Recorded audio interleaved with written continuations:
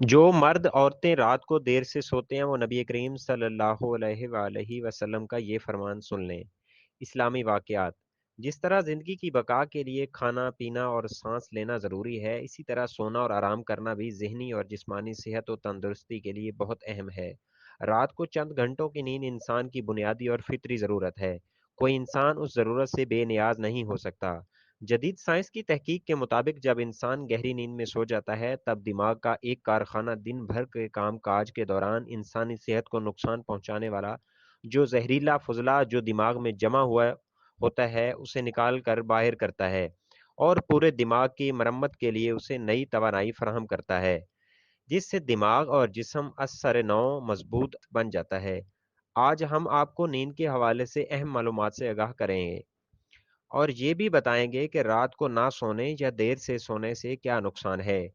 اس بارے میں جاننے کے لیے ہماری آپ سے درخواست ہے کہ ہماری باتوں کو غور سے سنیے گا تاکہ بہت ہی زیادہ معلوماتی باتوں کا آپ کو علم ہو سکے اور آپ کو بہت کچھ پتہ بھی لگ سکے۔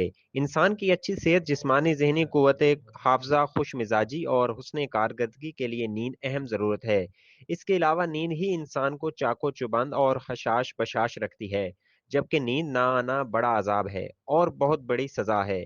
بے سکون نیند یا نیند کی کمی انسانی دماغ پر منفی اثرات مرتب کرتی ہے اور جب بے شمار جسمانی دماغی بیماریوں کا موجب بنتی ہے، جیسے دل و دماغ، معدہ، جگر کی بیماریاں، ڈپریشن، ذہنی تناؤ، چڑچڑاپن، ہائی بلڈ پریشر، فالج، موٹاپا، ذیابطیس وغیرہ۔ نیند کی کمی سے انسان ہر وقت اونگ کی حالت میں رہتا ہے، تھکاوٹ محسوس کرتا ہے، جسم و ذہن صحیح طرح کام نہیں کرتا، لہٰذا روزمرہ کے کام پر صحیح طرح توجہ نہیں دے پاتا۔ نیند کی کمی سے انسان میں قوت برداشت کم ہو جاتی ہے اور طبیعت میں جھنجھلاہٹ اور چڑچڑاہٹ پیدا ہو جاتی ہے، جس سے انسان جھگڑالو بن جاتا ہے اور ازدواجی اور سماجی زندگی میں فساد کا باعث بنتا ہے۔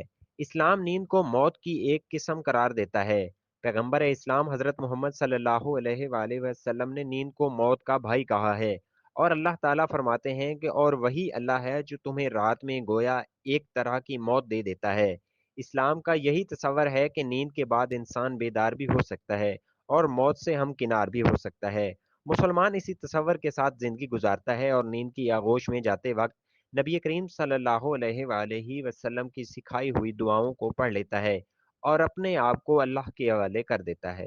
اگر آپ کو ہماری ویڈیوز اچھی لگی ہیں تو پلیز شیئر کریں اور ہمارا چینل سبسکرائب کر کے بیل آئیکن کو پریس کریں۔